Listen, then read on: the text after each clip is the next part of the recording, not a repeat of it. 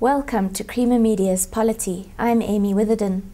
I am at the Electoral Institute of Southern Africa in Richmond to speak with Ibrahim Fakir about political intimidation and violent protests.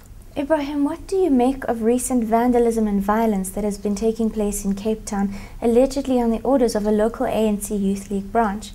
Well, it's very difficult to tell what precisely is going on, simply because there's two ways of looking at this. The most obvious way is that here's a bunch of people who have been given a certain set of services by an elected local government structure, a service that they quite badly need, which are toilets, so that there's a place in which people can relieve themselves rather than cause the kind of problems with people relieving themselves all over the place, as has been the case in many informal settlements. The trouble with these structures is that they make provision, but they are not walled off, and they simply have a covering on the top. And the city has reached some kind of compromise, so it is claimed, with citizens in the area, that the city would provide the bare bones infrastructure, and then citizens would take responsibility for enclosing the thing on all sides. Now, clearly this is not an ideal situation. In some cases, some people would interpret it as a case of human rights simply going down the toilet. But that's the most obvious attack, so to speak, on a level of unacceptable service which is compromising what people assume to be their privacy. That's the one way of looking at it. It's unhappiness about a level of service which people believe they don't actually want, and that they are being given this because they are being treated unfairly, firstly, and secondly, more inferior as opposed to other citizens. That's their perception. And this by a government which is not the majority government at the national level, but a city government comprised of a coalition of political parties which at the national level are in opposition, but at the local level in the city of Cape Town are in government, and now since the 2009 election also in government at the provincial level, that is the Democratic Alliance. And so that leads us to the second possible reason why. I mean, evidently, as we know, the African National Congress lost the election in the city of Cape Town in 2006 in the local government election, and in 2009 in the national and provincial elections. And some people believe this is the inability of the African National Congress, expressed through its youth league, to accept an alternation in government, which is a hallmark of electoral democracy. It may not be a hallmark of democracy, I say, because democracy itself is very complex things, and it has many different elements. But it's an inability, they claim, of the ANC now to fulfill a role as an opposition political party and as an opposition movement. And if therefore the ANC has now harked back to its identity as a broad social movement, tapping into a range of discontent at the local level. This trend is not located simply to the Western Cape, although there are different dynamics which affect what goes on in the Western Cape. But I think this is a generalized problem across South Africa, and I think it does very seriously hark back to a political culture which is underlined by symptoms of social violence. And this is violence which is not just against one or other political party.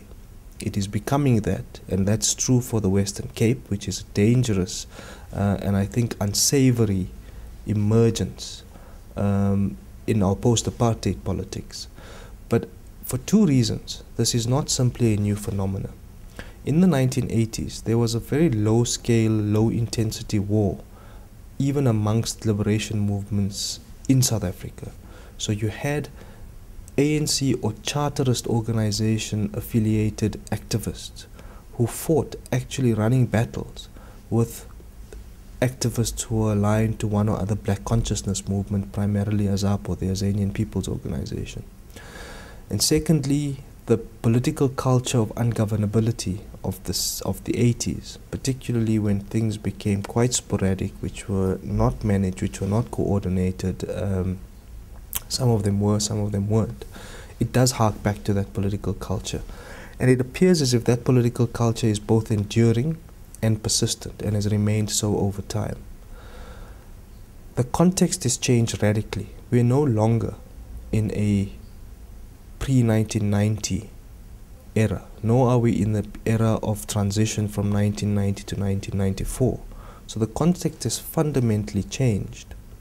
The generations have also fundamentally changed. But it appears as if that underlying culture of political violence has remained more durable than we might have assumed.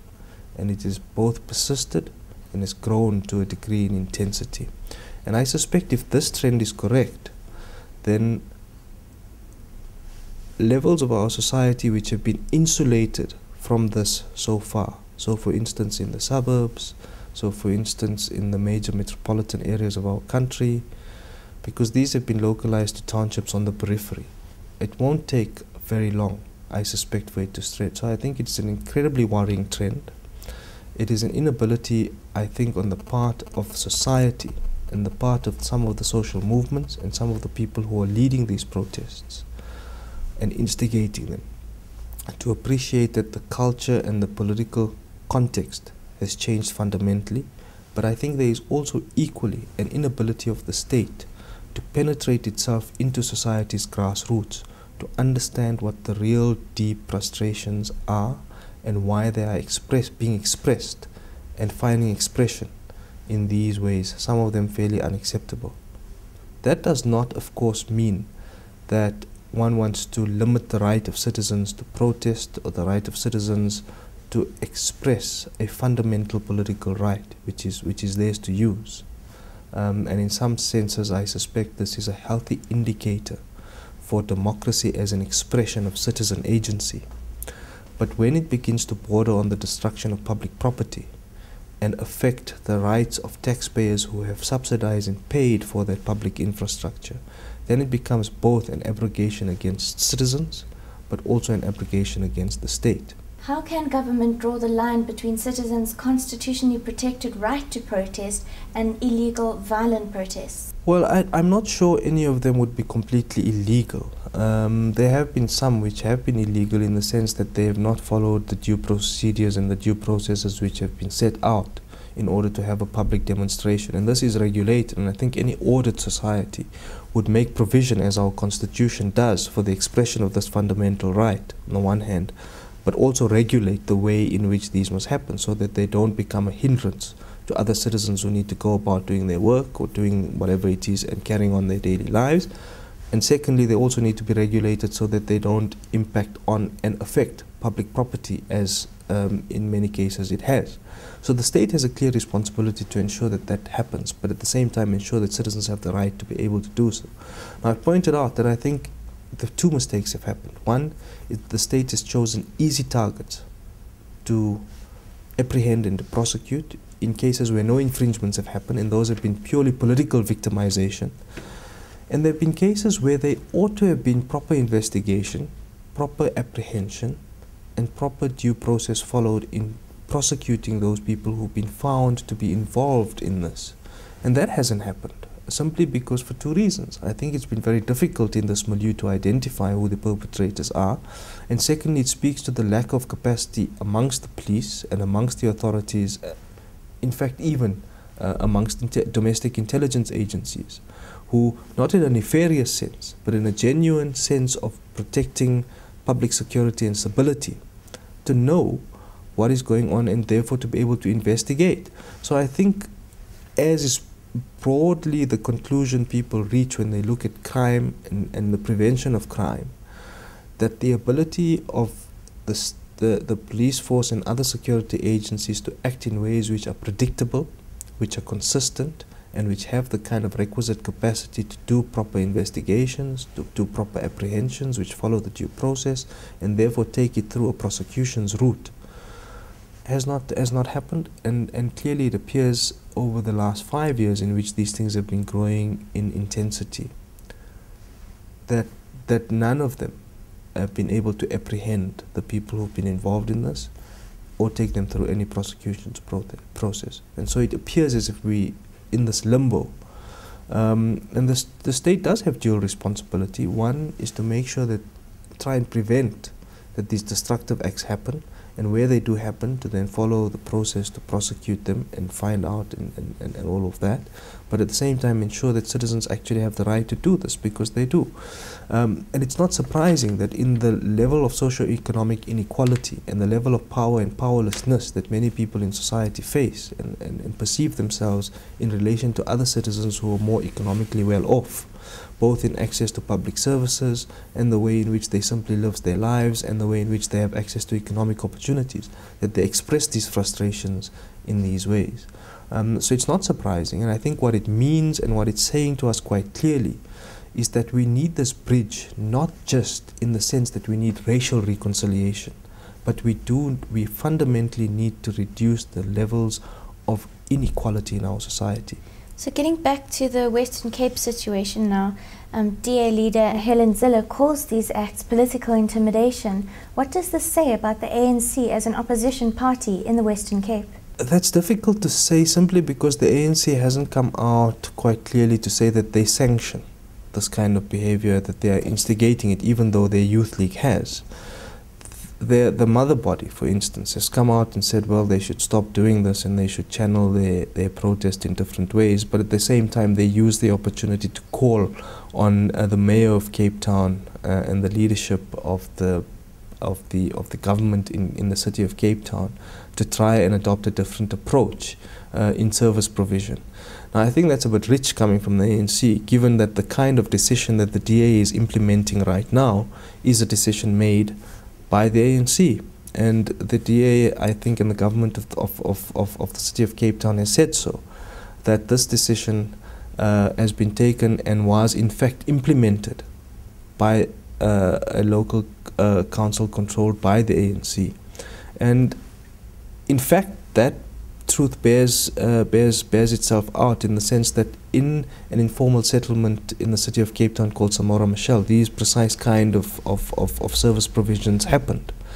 That's not to say that the current administration in the city of Cape Town did not have the opportunity and does not have the opportunity to actually shift the way in which that trajectory that the ANC decided upon a while ago can happen. Because clearly they have the opportunity to now do so, and yet they didn't. For instance, many opposition parties in the city of Cape Town, including some from within the DA-led coalition, have said that the city of Cape Town's budget that they just passed yesterday doesn't serve the developmental outcomes and the needs of the poor, of the poorer sections of the city of Cape Town.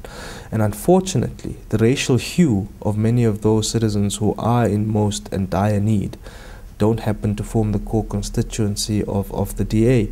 So this is, I think, in part purely political, but in part I think that there are serious governance deficits which are emerging, and it appears as if both the ANC and the DA continue to play politics around what ought to be core development outcomes and the core enforcement of what are basic citizen rights. And are using process and governance to give and score political points and give one political advantage and political effect. And I think that's not surprising. Political parties do that. They're in the business of competing for political power. Unfortunately, when a political party gains political power, how it instrumentalizes it through governance and through the administration of governance and the decisions that are taken in government and then administered, those have a dire impact on citizens. And I think that's where governments, whether incumbent or whether in opposition, or parties in opposition, need to take cognizance of. And that clearly is one of the deficits which are being, and citizens experience this and are expressing it, not just in Cape Town. And I think we shouldn't lose sight of that fact, but around the country.